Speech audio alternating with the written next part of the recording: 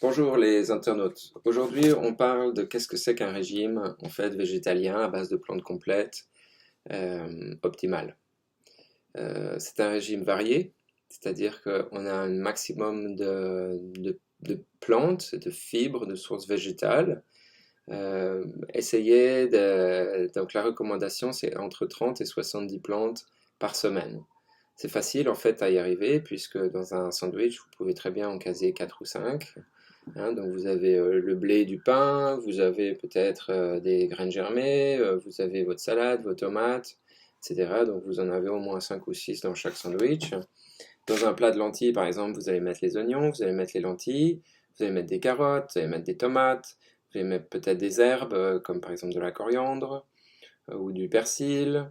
Vous allez mettre des épices qui sont aussi comptées comme des plantes. Donc un simple plat de lentilles de base jusqu'avec oignons et carottes, hein, avec un peu d'ail probablement. Vous avez le poivre. Donc tout ça, ça compte. Donc entre 30 et 60 plantes par semaine, entre 70 plantes par semaine, c'est tout à fait faisable. Donc voilà, la variété ici, le but de la variété, c'est d'avoir tout ce dont on a besoin au niveau de différentes fibres, puisque donc les fibres, euh, il y en a de différentes sortes, et d'avoir des fibres de différentes sortes, c'est bien utile pour notre flore intestinale, puisque les microbes de notre flore intestinale, ils sont comme nous, ils aiment bien, ils ont des goûts et des préférences, et il y en a qui aiment bien les fibres des carottes, il y en a qui aiment bien les fibres des flocons d'avoine, qui sont solubles, et donc qui arrivent jusqu'à un endroit différent de notre système digestif. Il y en a qui aiment les fibres qu'on trouve dans les fruits, etc. Donc c'est comme un écosystème, notre flore intestinale, plus il est varié, plus il sera résilient au changement, et plus il va nous maintenir en bonne santé. Et plus il sera capable de résister, de s'adapter, de combattre la maladie, les virus, etc. Il sera aussi capable de euh, mieux entretenir une flore intestinale optimale, c'est-à-dire remplie de bonnes bactéries, et en essayant d'éviter les mauvaises bactéries. Donc un régime varié en plantes, c'est un régime varié en fibres, mais c'est aussi un régime varié en vitamines et en couleurs. Et par rapport à la couleur, eh bien la couleur, on a une vision, les êtres humains ont une vision trichromatique, et c'est intéressant parce que nous avons évolué pour avoir cette vision trichromatique, ce qui montre bien que pour les êtres humains, c'était un avantage.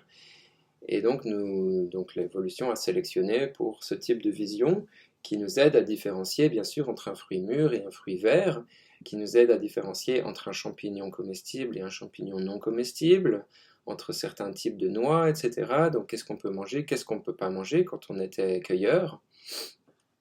Et ce qui n'est pas forcément le cas d'un carnivore comme les chats ou les lions qui ont plutôt tendance à être très bien adaptés à repérer quelque chose qui passe rapidement sous leur nez de manière à pouvoir le chasser et un petit peu moins à discerner les couleurs. Ça ne veut pas dire qu'ils voient en noir et blanc comme on le pensait, ils discernent un peu les couleurs, mais l'œil humain, la vision humaine est beaucoup plus efficace pour discerner une myrtille verte d'une myrtille d'une myrtille bien violette ou bien bleue qui va nous donner les nutriments dont on a besoin.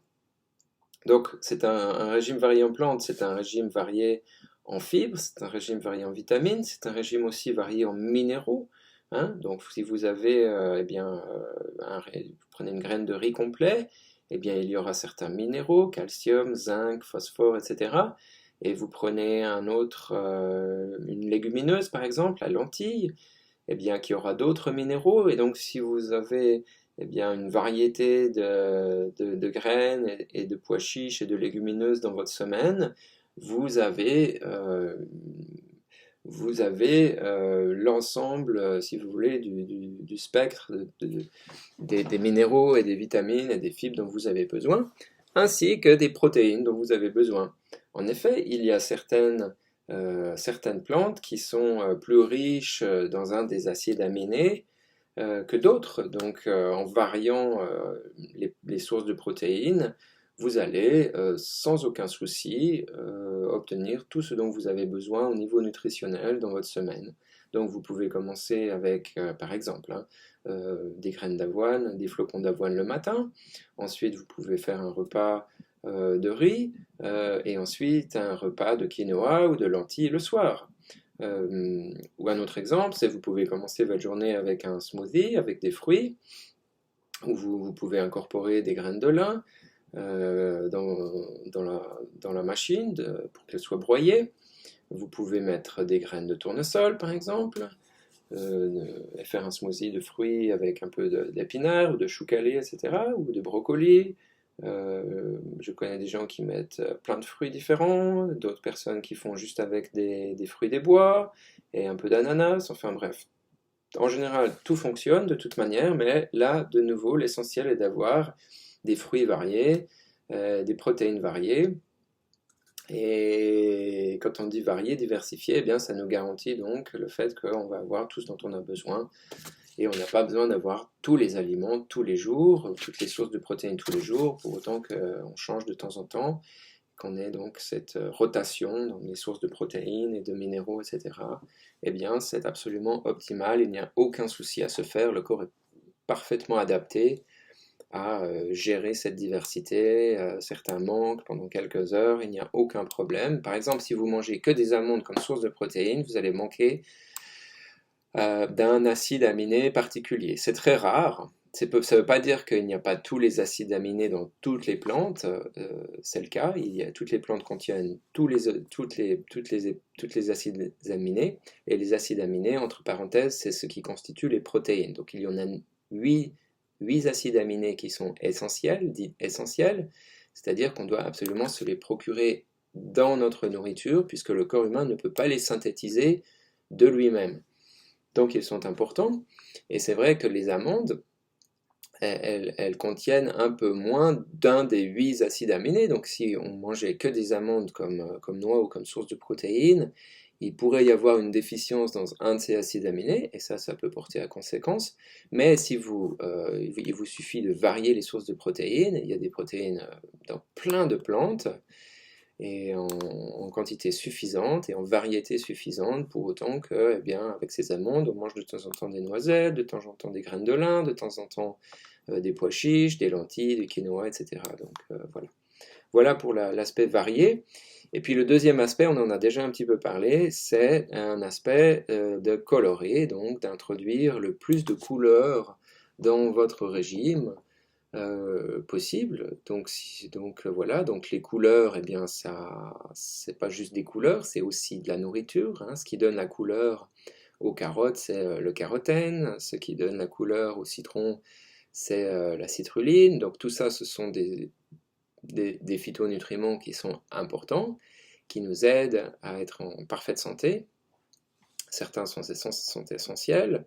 La plupart sont essentiels, donc voilà, un régime coloré comme l'arc-en-ciel, c'est très joli sur l'assiette, c'est plaisant. Ce qui est plaisant est forcément goûteux, comme on dit en Belgique, pour nos amis belges. Sinon, en France, on dit que c'est appétissant, donc ça fait envie, un régime coloré. Et c'est pour ça d'ailleurs que les fabricants de cochonneries, comme par exemple les chips ou les bonbons, vont vous mettre leurs produits dans des emballages en plastique colorés, avec du pourpre, avec du violet, du jaune, de l'orange, du rose, etc., pour justement imiter les couleurs que l'on trouve dans la nature, et qui attirent naturellement l'œil humain et l'œil de l'enfant qui est adapté à, bien sûr, chercher des aliments colorés, et c'est pour ça qu'on reproduit ça sur les paquets, sur les emballages de chips et de nourriture que l'on trouve en grande surface. C'est pas pour autant qu'elles sont bonnes pour la santé, mais ça veut bien dire, ce que ça veut dire, c'est ce qui est coloré en général nous attire. Eh bien c'est la même chose dans la nature, donc voilà, dans votre assiette, essayez de mettre le plus de couleurs possible. Voilà. Concrètement, qu'est-ce que ça donne? Ça donne environ entre 60 et 80% d'hydrates de carbone, 10% de protéines et 10% de graisse, selon les recommandations à mon avis, le meilleur nutritionniste aujourd'hui en Amérique, sur la côte Est. des États-Unis, dans une université qui s'appelle Cornell University, qui est une des grandes, fameuses, prestigieuses universités américaines, et qui s'appelle le professeur T. Colin Campbell. Son site web en anglais, il s'appelle nutritionstudies.org, Nutrition Studies avec un S au pluriel. Et il va vous dire ce que je viens de vous dire, c'est-à-dire 80% d'hydrates de carbone, 10% de protéines, 10% de graisse, comme par exemple les graines, les noix, les avocats, typiquement. Voilà. Mais vous avez aussi un petit peu de graisse d'ailleurs dans la salade, enfin bref. De manière générale, c'est très facile à observer ces recommandations puisque c'est ce que l'on trouve dans les plantes en général. Donc si vous avez un régime varié et coloré, eh bien vous allez naturellement avoir tendance à vous rapprocher de ces 90-10, de ce ratio idéal selon le professeur Campbell.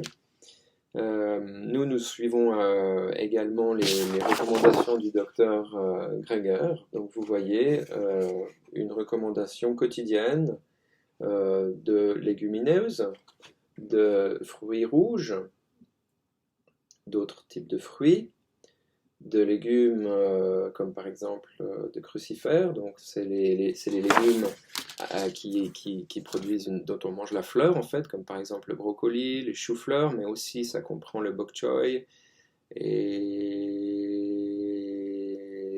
les graines germées de brocoli. Il y en a d'autres qui m'échappent pour l'instant, mais je vous donnerai les références. Point important qu'on oublie souvent quand on devient végétarien, ce sont les salades vertes foncées. Pourquoi foncées? Pourquoi vert foncé? Parce que dans le vert foncé, vous allez avoir plus de nitrates et plus de calcium et plus de fer et de minéraux de manière générale. Donc tous ces pigments, de nouveau, ils signifient quelque chose. Je ne sais pas si on peut parler de pigments pour de la nourriture, mais enfin, toutes ces couleurs signifient quelque chose. Donc, quand vous choisissez une salade, essayez de choisir une salade la plus foncée, la plus verte foncée possible, comme par exemple le chou calé, les épinards, la roquette, alfalfa, tout ça, c'est excellent. Ensuite, des légumes et des champignons. Donc là, un point intéressant, c'est qu'on pense souvent quand on devient végétarien ou végétalien que l'accent est mis sur les légumes. Mais en fait, les légumes, ici, la recommandation, ce n'est que 100 grammes par jour. Bon, en plus des salades vertes foncées, et en plus des légumes crucifères, donc les brocolis dont on parlait tout à l'heure. Mais si par exemple on prend les crucifères, vous avez la recommandation est de entre 30 et 80 grammes par jour. Pour les salades vertes foncées, c'est 60 grammes, donc c'est une petite assiette de salade. Et pour les légumes également, 100 grammes par jour de carottes ou de tomates ou de champignons, etc. C'est très peu, ça tombe bien parce que ce sont des choses qui coûtent cher. Donc 100 grammes par exemple de carottes, c'est une carotte moyenne, hein, ou c'est une petite portion de champignons, ou ce sont 2 petites tomates. Donc finalement, on n'a pas besoin de tant de légumes que ça. Et voilà.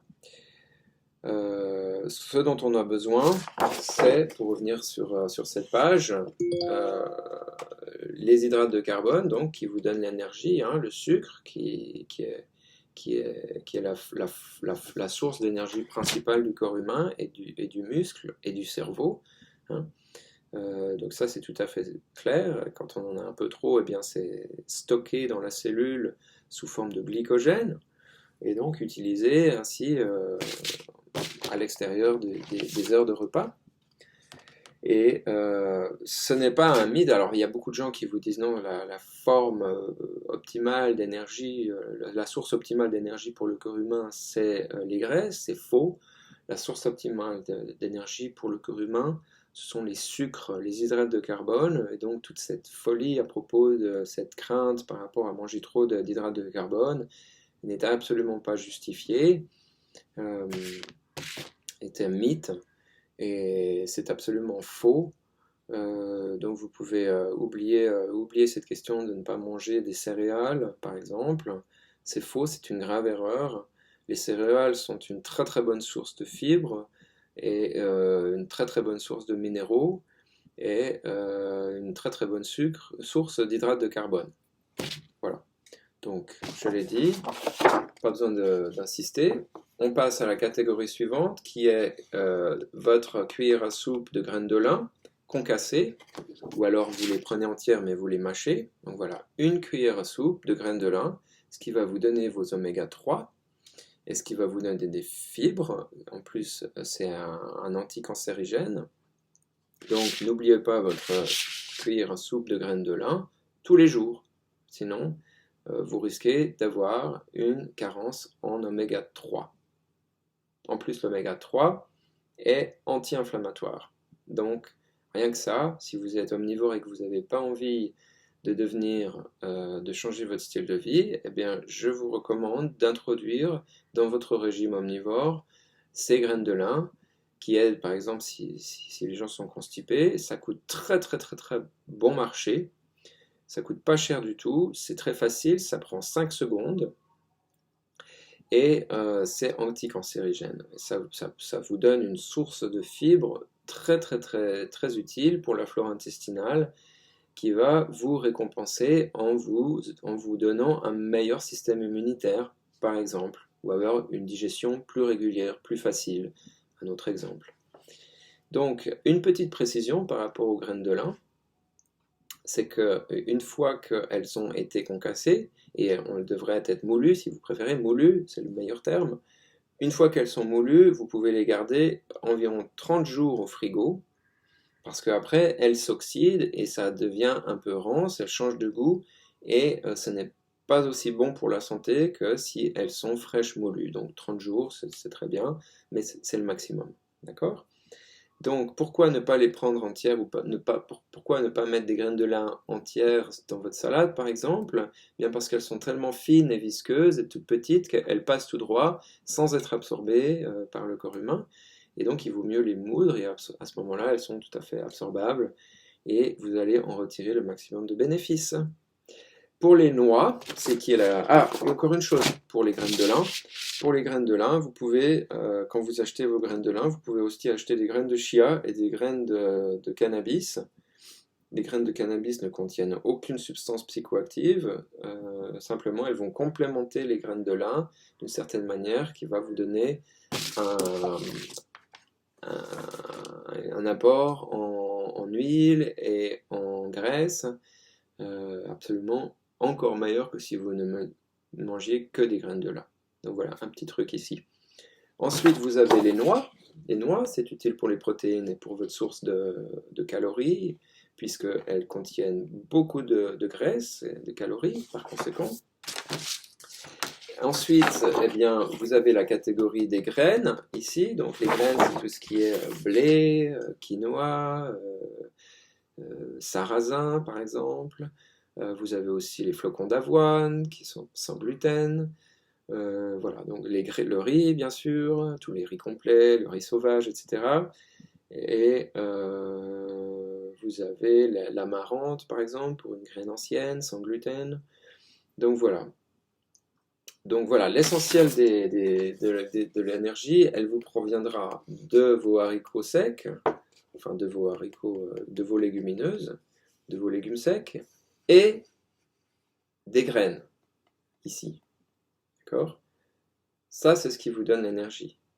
Donc, le régime cru, par exemple, le régime végétalien cru, c'est pas une bonne idée, parce que par définition, on ne peut pas manger de légumineuses crues, on doit les cuire. Personne ne peut manger une lentille crue, personne ne peut manger une fève, un haricot noir cru, tout ça, ça doit être cuit.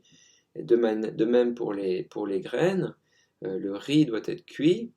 Au contraire des légumineuses, il n'est pas toxique s'il n'est pas cuit, le riz, mais il n'est pas bon à manger. Personne ne va manger du riz cuit, du riz cru. Au contraire, donc tout ça, donc c'est une très mauvaise idée, les régimes crus, puisque donc vous allez manquer d'énergie, bien sûr, puisque il ne vous reste plus que les légumes et les fruits et les noix. Et vous avez là, dans ce cas-là, un régime qui n'est pas varié. et donc qui est ennuyeux.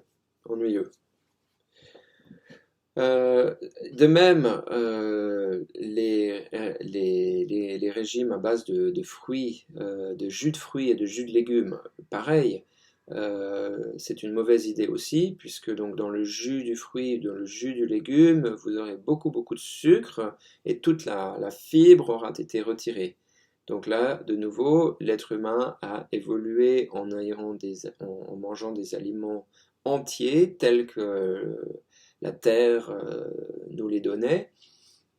Et à aucun moment donné, l'homme de Cro-Magnon a commencé à séparer la fibre du sucre pour ne se concentrer que sur le sucre. Donc une mauvaise idée, hein, quand on mange un fruit, c'est un jus, c'est pas un jus, c'est un fruit entier, de manière à avoir tout le bénéfice de tout le fruit. Hein, en particulier de manger la fibre avec le jus du fruit, eh bien, ça permet au corps humain d'absorber le sucre de manière plus lente, plus constante, et donc qui est meilleure pour la santé. Catégorie suivante, nous avons les épices et les herbes. Donc les épices, pas besoin d'expliquer. Mais les herbes, eh bien, c'est important parce qu'elles nous permettent de faire baisser notre pression et elles nous donnent toutes sortes de phytonutriments dont nous pouvons profiter.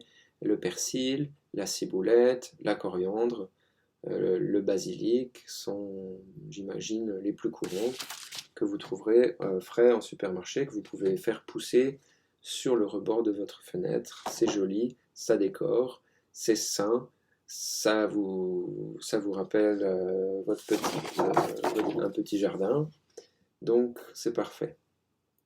Avant de passer à l'exercice et aux boissons, j'aimerais attirer votre attention sur la B12. La B12 est une vitamine que l'on ne trouve pas dans un style de vie végétalien et que l'on donc doit se supplémenter en vitamine B12. Et là, c'est facile, selon la concentration de votre supplément. Pour nous, on en a trouvé un, c'est une toute petite pilule par semaine à croquer, mélanger un petit peu avec la salive, puisque la vitamine sera ensuite mieux absorbée comme ça. Ça prend 3 secondes par semaine, c'est vraiment pas un problème. Donc n'oubliez pas votre B12, si vous êtes végétalien et que vous ne prenez pas de B12, eh bien c'est très dangereux pour votre santé et même peut entraîner des paralysies et des problèmes neurologiques graves. Donc tous les végétaliens doivent se supplémenter en B12 comme on commence à le savoir. On entend parfois je fais une petite parenthèse, on entend parfois des bébés de couples végétaliens qui sont morts.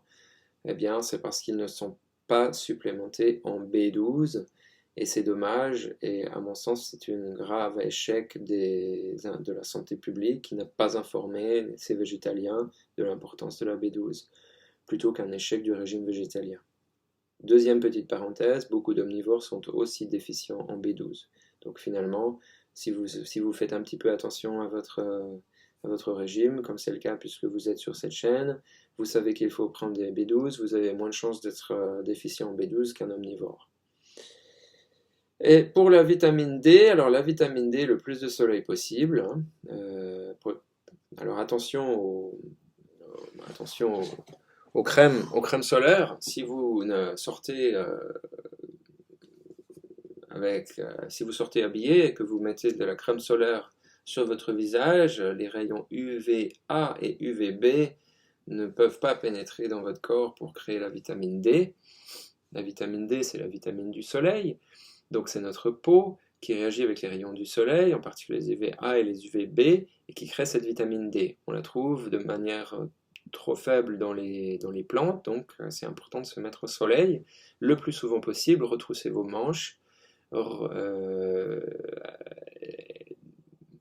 et là on parle de... Voilà. Alors en hiver on ne peut pas, donc on se supplémente en vitamine D, entre 1000 et 2000 unités internationales de vitamine D3 par jour est la recommandation Pour la vitamine B12, c'était 2000-2500 microgrammes de cyanocobalamin une fois par semaine. Je répète, 2500 microgrammes de cyanocobalamine, qui est la variété, il y a deux variétés, celle-ci c'est la plus stable dans le pot, et une fois par semaine. Si vous êtes plus jeune, 1000 microgrammes ça suffit. À partir de 65 ans, vous passez à 2500 microgrammes. Ça nous laisse les deux dernières catégories, l'exercice et les boissons. Pour les boissons, le Coca-Cola, c'est pas inclus dans ce style de vie. Le Fanta, le Sprite, tout ça, c'est pas inclus dans le style de vie, y compris le Fanta Diet et le Coca Diet, d'accord. Ici, on parle d'eau du robinet, ou d'eau minérale, mais de préférence de l'eau du robinet, filtrée si vous voulez. De thé vert, de thé d'hibiscus, enfin tous les thés, toutes les infusions et les tisanes. Thé vert et de l'eau. Pourquoi pas le thé noir? Le thé noir contient beaucoup de caféine. Café décaféiné, voilà. Alors je vous donne l'idéal, hein, je vous donne la Rolls-Royce du régime. Après, si vous voulez boire du café ou prendre du thé noir, c'est vous qui voyez. Nous, moi ça m'a pris 2 ans pour arrêter le café, c'était tellement difficile, donc on va faire une vidéo là-dessus. Mais a priori, le café c'est pas top pour la flore intestinale, ça serait un petit peu trop acide. C'est pas top pour la tête, puisque quand on arrête le café, on déprime et on est comme un zombie. Donc quelque chose qui me rend comme un zombie quand je le prends pas, eh bien moi, il est évident que quelque chose qui altère mon état d'être, mon humeur, c'est une drogue. Donc on a essayé pendant longtemps d'arrêter, et pour vous dire la vérité, ça fait 2 mois que j'ai réussi et je ne pense plus au café. Aujourd'hui, je bois du thé vert, un petit peu de thé noir de temps en temps quand j'ai besoin d'énergie, parce qu'il est un peu plus concentré en caféine. Mais sinon, le thé vert, c'est meilleur de toute manière. Ou si vous n'aimez pas le thé vert, vous allez vous y faire. Tout ça, c'est une question d'habitude. Sans sucre, du thé vert ou du thé noir, sans sucre, sans lait. Mais si vous préférez le prendre avec du lait de plantes, bien sûr, c'est tout aussi bien. Et de l'eau du robinet, 5 grands verres par jour, beaucoup plus en été. Et en ce qui concerne l'exercice, la dernière catégorie, eh bien, nous parlons ici pour une durée optimale d'exercice, c'est 90 minutes d'exercice modéré par jour. C'est plus que ce que nous disent les institutions de santé publique, parce qu'ici on vous donne la dose optimale, et non pas la dose que vous êtes prête à faire. D'accord? Donc on vous donne, ça c'est le régime optimal.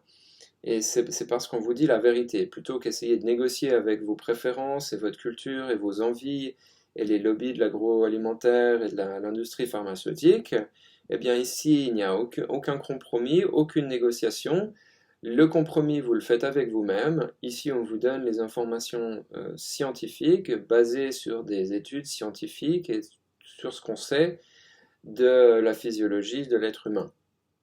Et la physiologie de l'être humain, elle nous dit que pour diminuer nos risques de cancer et nos risques de souffrir d'une maladie d'Alzheimer, etc., la durée optimale, c'est 90 minutes par jour d'exercice modéré, comme par exemple une marche rapide ou monter à pied une petite colline. Et voilà, vous devez être légèrement essoufflé. Si vous parlez en même temps, que vous faites votre exercice et que vous parlez, vous allez être légèrement essoufflé. Ça, c'était pour l'exercice modéré. Maintenant, si vous préférez de l'exercice vigoureux, c'est 40 minutes par jour, donc 2 fois 20 minutes de course à pied, par exemple. De course à pied, où là, c'est presque impossible de chanter. C'est le signe que vous êtes dans un exercice vigoureux, c'est que vous avez de la peine à chanter, et si vous essayez de parler alors que vous courez d'un rythme soutenu, eh bien vous allez être très très essoufflé et ça devient vraiment difficile de parler. Donc voilà, on parle d'un rythme cardiaque probablement aux alentours de 110-120 selon votre forme et votre santé physique. Voilà pour les recommandations. De nouveau, si vous avez des questions, n'hésitez pas en commentaire. Ce qui est certain, c'est que c'est un régime qu'on suit depuis 3 ans maintenant, cette liste que je vous ai présentée aujourd'hui, sans déficience, sans carence, sans maladie. Au contraire, on s'est soigné de plein de trucs, notre taux de cholestérol a baissé, notre passion pour la nourriture s'est envolée. Envolée, je veux dire ça a augmenté, notre plaisir de manger a augmenté. On a l'air plus jeune, on est définitivement en meilleure santé physique et mentale, ça se fait absolument aucun doute. Euh, tout ça, c'est basé de nouveau sur des données scientifiques, sur les meilleures données scientifiques que l'on a. Et vous voyez, ça n'inclut ni les œufs, ni le lait, et vous aurez tout le calcium, ainsi que tout le fer, ainsi que tout ce dont vous avez besoin réellement. La seule chose, c'est le complément de vitamine B12, qui, encore une fois, est essentiel. Voilà, à la prochaine. À la prochaine.